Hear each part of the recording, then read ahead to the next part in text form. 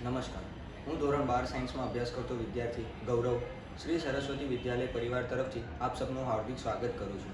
આજે ગણેશ ચતુર્થીના 5મા દિન નિમિત્તે હું આપની સમક્ષ ગણેશજીની એક વાર્તા કહેવા જઈ રહ્યો છું. એક વખત ભગવાન શ્રી ગણેશ એક પંડિત પાસે મળવા ગયા.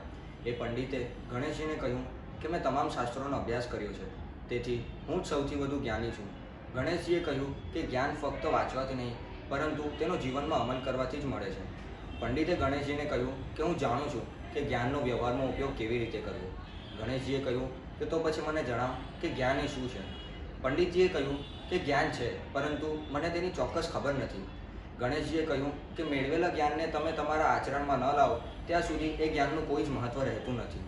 પંડિતે ગણેશજીની આ વાત સાંભળી અને તેનો જીવનમાં અમલ કરવાનું શરૂ કર્યું. 2-3 દિવસ બાદ પંડિતજીને ગણેશજીની આ વાત સત્ય લાગી અને તેમને સાચા જ્ઞાનનો અનુભૂતિ થઈ. ત્યારબાદ તેઓ ગણેશજી પાસે જઈને ગણેશજીને કહ્યું કે ધન્યવાદ ગણેશ, હવે મને સાચા જ્ઞાનની અનુભૂતિ થઈ છે. ગણેશજીએ કહ્યું કે સાચા જ્ઞાનની અનુભૂતિનો અર્થ એ જ છે કે તમે તમારા મેળવેલા જ્ઞાનને તમારા જીવનના આચરણ અને વ્યવહારમાં તેનો અમલ કરો. તો ગણેશ ચતુર્થીના આજના 5મા દિન નિમિત્તે આપણે ગણેશજી પાસેથી જ્ઞાનનું મહત્ત્વ જીવનમાં કેવી રીતે અપનાવવું તે શીખવું જોઈએ. ધન્યવાદ. જય ગણેશ.